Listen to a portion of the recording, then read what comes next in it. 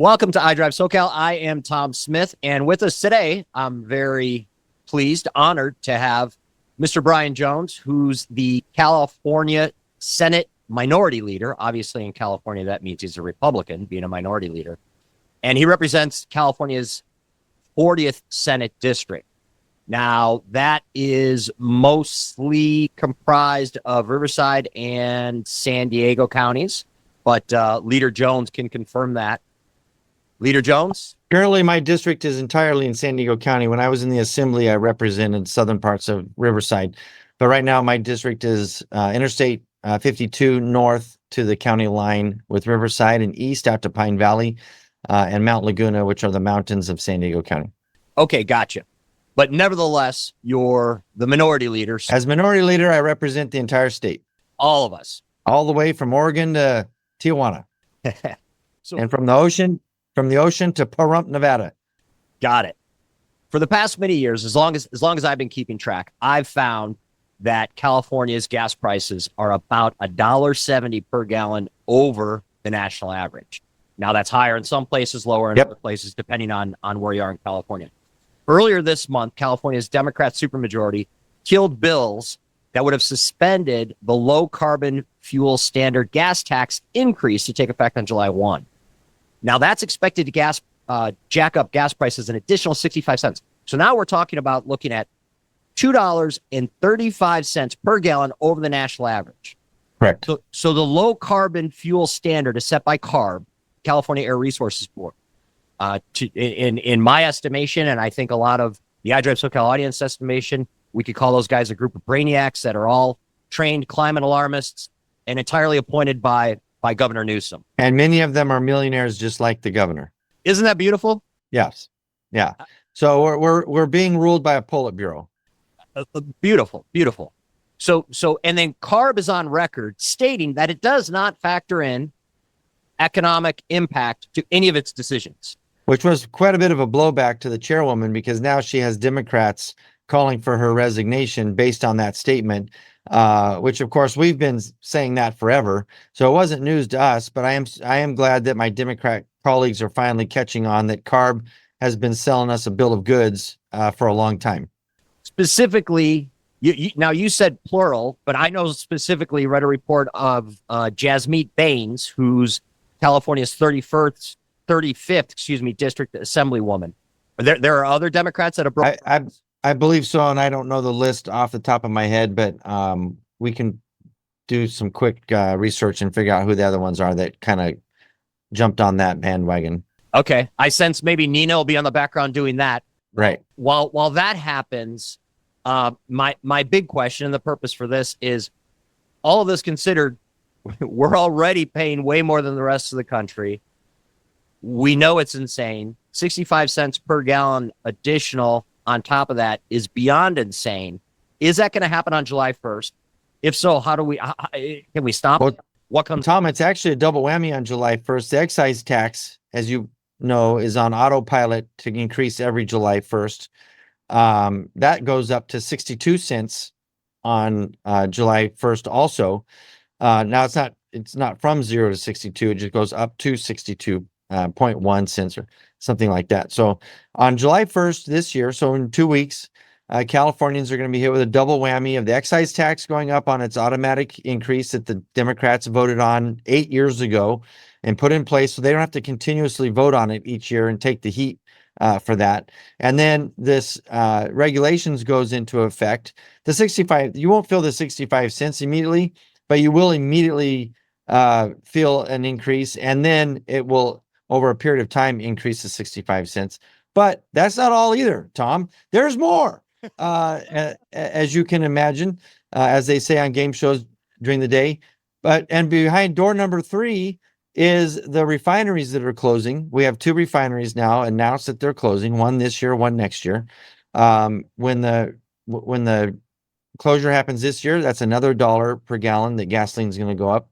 And when the refinery closes next year, that's another $1 per gallon that gasoline is going to go up. We're going to get to $8.43 a gallon for gasoline in California by December of 2026. That's only 18 months away. Californians are not ready for that. They're not prepared for that. They didn't vote for that to begin with. Californians are not as far sold out on the environmentalist extremism as the CARB board members, to your point.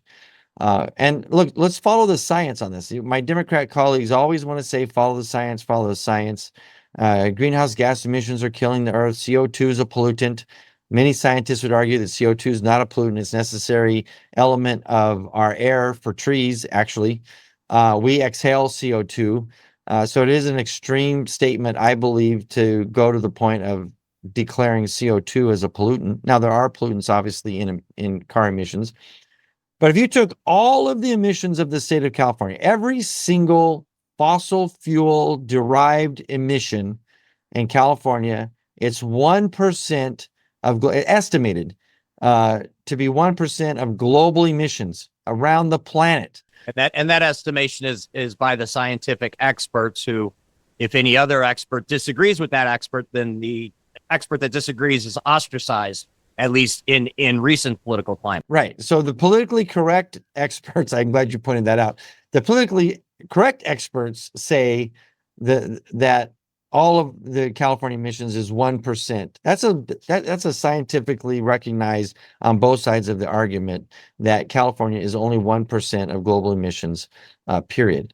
So what that means, Tom, is if we turned off every single internal combustion engine in California today, every car, every natural gas powered power plant, every refinery, every gas powered turbine that is powering something in the state, every diesel truck, every ship coming into our ports, every vehicle crossing the border in Tijuana and San Diego, which many of your listeners may know, but is the busiest land port in the world.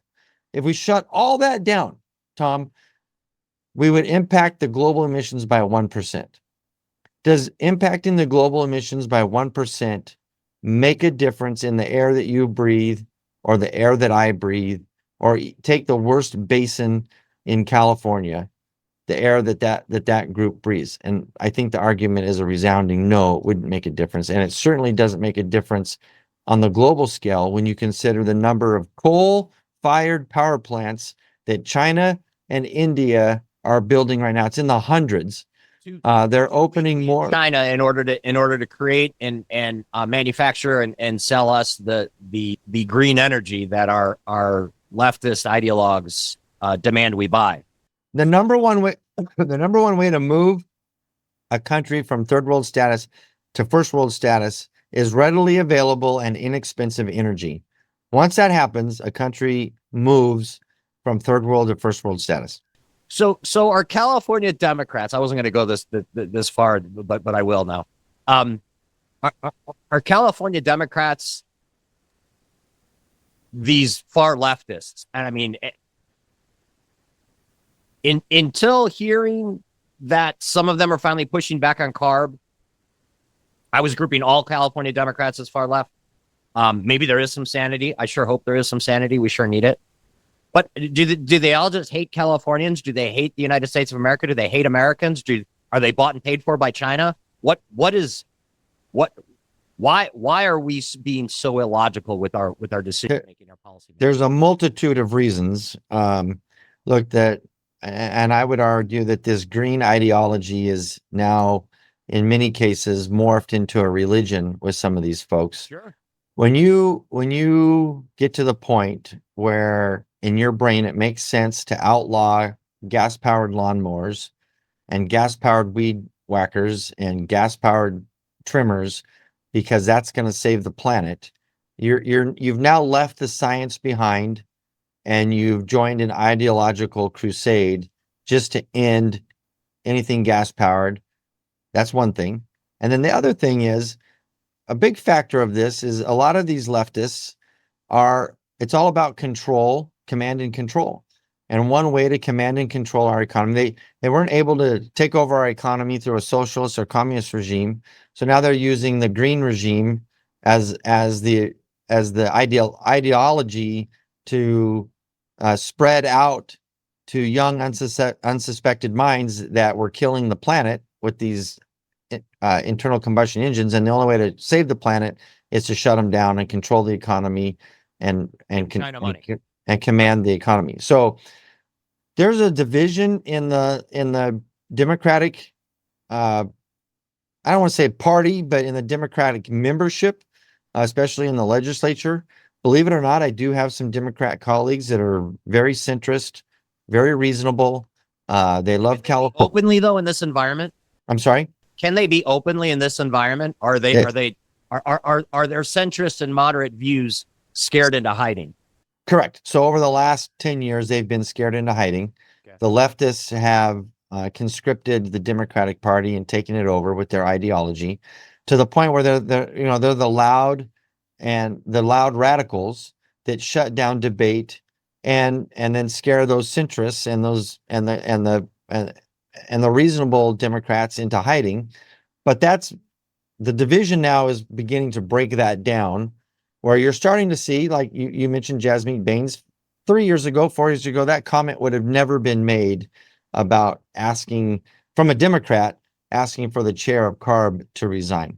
The governor's created some of this himself also because he treats our Democrat colleagues so poorly and disrespectful in that he doesn't listen to them. He doesn't meet with them. You've seen the public comments. He doesn't meet with members of his own party? Not in a manner that you would think a governor would do. Right. Dialogue, I mean, you just look at last year at the Prop 36 debate in the Assembly, which was the criminal reform People's Initiative, when he wanted to put on a conflicting initiative or competing initiative and slammed it into the Assembly and told the Assembly members to pass it. And then he left town to go to DC to play president for the day. Right. Well, that irritated his Democrat colleagues in the Assembly to the point where they didn't pass it. And they didn't put it on the ballot. And so you're starting to see this, all this to answer your question, to say the centrists and the reasonable Democrats are finding their voice. I'm doing everything I can to help them find their voice. I'm doing everything I can to, when they do step out on a limb or into the minefield, to back them up, give them my support, and hope that, because let's face it, they're still the majority party, super majority party. Now in 2026, that's going to change. We're going to pick up enough seats to break the super majority. They just don't know it yet. That's what I want to get to. Is we know there's serious problem, right? California is an unmitigated disaster. I was just doing a podcast yesterday with a member of SEMA, who's we were talking about the disaster that California is, we're looking for hope, right? SEMA's done a very good job of learning how to navigate all these CARB regulations. They were up here last week. I went to their reception.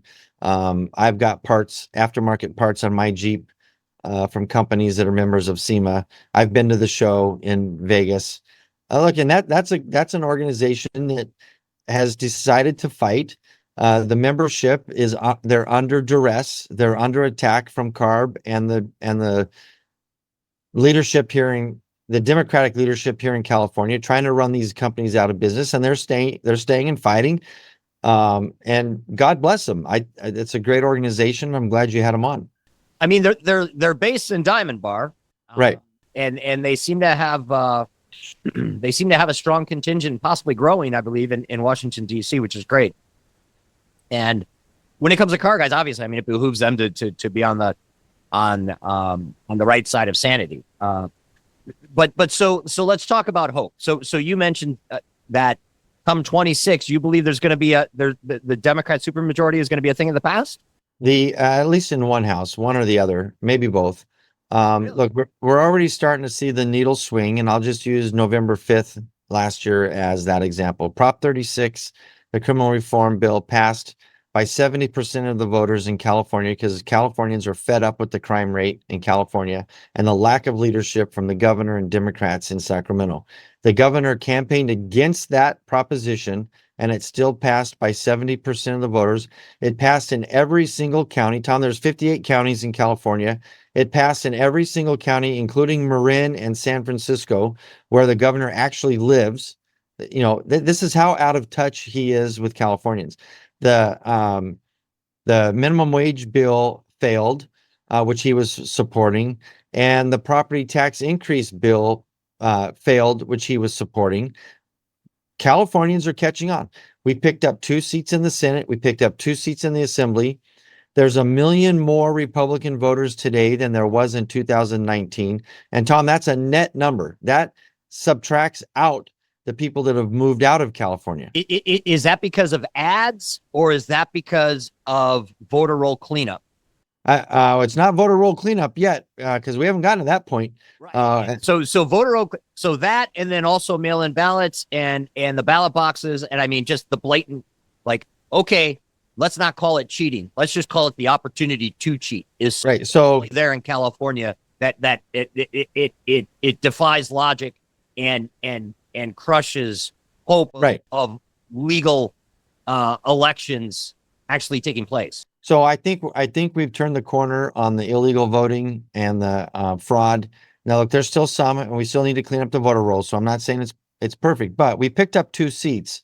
In one before, when Marie Alvarado Gill switched parties back in August, and then we picked up a seat on a slim margin. We beat an incumbent in Orange County. Stephen Choi beat Josh Newman, an incumbent. And it's the first time that Republicans have beat an incumbent in a presidential election since 1980, 44 years ago.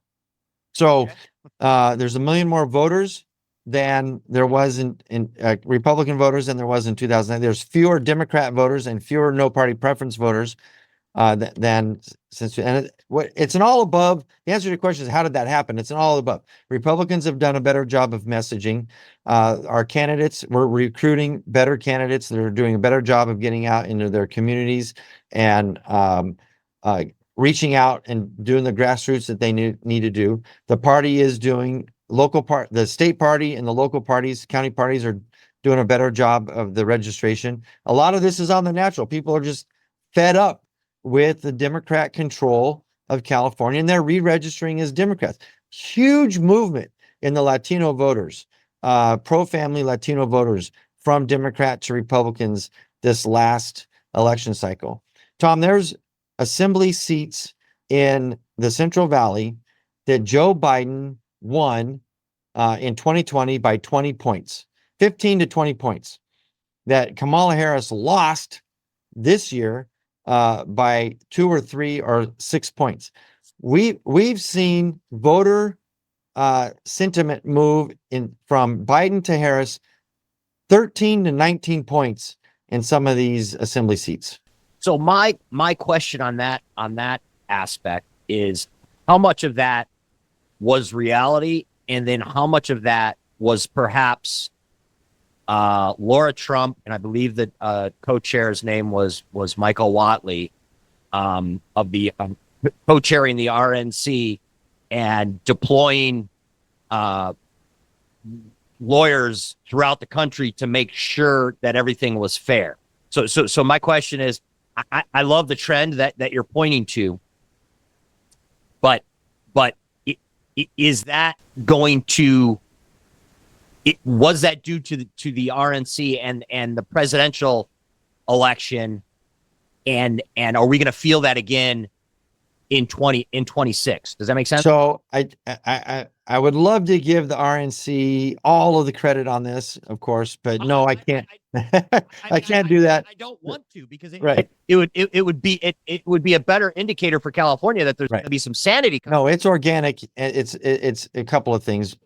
One, we really have to give Gavin Newsom the credit for it. He's so turned off many of these Latino families, and they're looking at his lack of leadership and his empty suit. He makes these grand declarations and pronouncements, legislative pronouncements, to get the headline, and then the next day there's nothing. He's not followed through with. Where's the $35 insulin that he promised 5 years ago?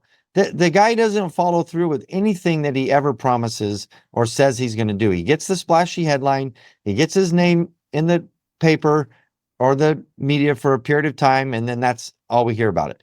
And the voters in California found it. So it's a combination of all that. It's them, it's him, and his lack of leadership. It's the Democrats being out of touch. The Democratic Party in California is now the party of billionaires and millionaires.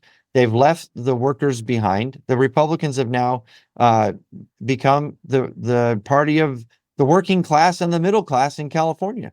And we want to lift up everybody that's in California struggling to make it here. We want to level the playing field so that everybody has an opportunity to live out the California dream. That's why And I came here 20 years ago. That's why I came here, or I wanted to come here for probably 10 years before I actually came here. And then by the time I got here, I'm like, wait a minute, it was all a lie. It's right. you know, Yeah, my family moved here in 1978. My dad was a home builder in Colorado and was doing okay, but realized, hey, I can go to California and do better. And he did. And my family and I are still here. My kids are grown. They're all staying in California, in San Diego. We're staying. And so again, this movement that we're seeing is a combination of all the above. The Democrats and the governor not doing a good job and irritating people. Republicans coming out with a pro worker message, pro family message, pro let's fix California message. It's the parties doing some of the registration work, and a lot of it just people fed up. so let's bring that back home. I mean, that sounds fantastic. I fingers crossed, pray that we see change. I mean, it would be awesome if we saw massive change in both the Assembly and the Senate. But what can we expect July 1st? Are we going to see a big jump in pump prices July 1st, August 1st, subsequent months? And where's our hope? You're going to see it now because before the 26th election or the 2026 election. You're going to see a noticeable increase on July 1st, okay, and then a noticeable continuous. 10 cents. I'm sorry, 10 cents, 40 cents. I look. This is just me off the cuff. I'd probably 10 cents. Okay. Immediately a couple of cents from the excise tax. And then as these, but it's gonna start out. The increase is gonna start, and then it's gonna climb fast because you have three things happening at the same time. You've got the regulations going into effect that's gonna affect gas prices, regardless, and then you have the refinery closing the end of this summer. The Phillips 66 refinery. They've said that's closing. It's closing. That's going away. That's I think that one is 10% of our refinery capacity in California. There's nowhere to make that up, by the way. There's nowhere to make that up. Are we trying to save that other refinery that's set to close next year? The Valero one is set to close next year. Valero has not said this, but I'm hopeful that we can find a way to save it. I mean, where are we at in California that we've gone from this governor specifically saying his entire political career, we're going to get people out of their gas cars. He's been saying that. So we can't be surprised that this is where we're at. He's been saying that his entire career. To now, the conversation is shifting now that where Californians are saying, hey, we need to save a refinery. And that's how crazy politics are in California right now, where the voters and the citizens are saying, we have to do, and people like you are we have to do everything we can to save a refinery. Who's ever said that before? Nobody's ever said that. But and I'm glad people are saying, because that's what we need to do. We need to save that refinery. We need to save the Phillips 66 one too. I'm just afraid it's too late for that. But back to the point, gas prices are going to start going up July 1st, and they're going to continuously go up until they get to at least $8.40 a gallon in December of 2026. So that means this time next summer, gasoline will probably be $7 a gallon. Is there anything that we can do to stop that? There's lots of things we need to, all of your listeners and viewers need to let their assembly member and their senator know that we have to repeal these low carbon fuel standards. We have to get CARB to change their regulations, and we have to put pressure on the governor's office to start authorizing permits for oil extraction in Kern County and Santa Barbara. And we got to get the crude oil back into the pipelines for these refineries to refine and turn into gasoline so that Californians can use it. We have all the natural resources and the human resources we need right here in California to get as much gasoline as we need. We could drive down the price of gasoline in California if we just extracted our own crude from the ground and refined it in our own refineries and made enough of it. We could drive down the price of gasoline. I mean, to take a term from a phrase from President Trump, you know, he refers to the liquid gold right underneath our feet. California has oil derricks in Southern California all over the place. My understanding is California has more oil than Texas under our feet. Isn't that beautiful? Wow. So, two other things. I know you had a hard stop at 11:30, 30 minutes, and we're getting really close right now. So, can I have just a couple more minutes? I'll try to be succinct. So, CARB started under Nixon when he was president. Correct me if I'm wrong. I believe that's true. Okay. So the irony of a Republican president giving us CARB, I'm just kind of scratching my head over that one, while I also scratch my head over the removal of rolling smog emission exemption, which I recently talked to SEMA about as well. The Leno's Law, you're familiar with, I'm sure. Right. Happened under Schwarzenegger, also supposedly a Republican. So I don't know if this is it's me making a comment, but also, I mean, I know unintended consequences are something that we deal with on all sides of the aisle, but do you have any commentary on those two kind of perplexing? Well, I'll add to that. Ronald Reagan, when he was governor, is the one that signed the California Environmental Quality Act into law. So that became law when Reagan was governor. All three of these, well, I would the Environmental Quality Act and CARB were all good ideas when they were put in place by Republican legislatures. What happens is the leftists get in charge, and then they ruin it, right? They make it more advantage of they make it more complicated. The trial attorneys get involved and turn CEQA and CARB, both into avenues to be able to sue the government and make money, and that's how they make their paycheck. The rolling smog exemption, Schwarzenegger should have never put that in place in the first place, or he should have never stopped it. I mean, that should have been continuous from the beginning. Okay. And real quick on CARB, when CARB was put in place, California had the worst air maybe in the world. I mean, the LA basin, I remember growing up and having smog days in San Diego just because of the smog in LA. So CARB's done its job. CARB has cleaned up the air in California. Let's do this. Let's put a banner up, mission accomplished, and shut down CARB. Yeah, Newsom can land on an aircraft carrier. Let's do that. Let's declare victory and shut them down. All right. Leader Brian Jones, California Senate, District 40. Thank you so much for your time. Thank you, Tom. I really appreciate it. We really appreciate it. We love to do it again. Please keep up the good fight, and we will do the same. Appreciate it. Talk to you soon. Thanks. Bye-bye.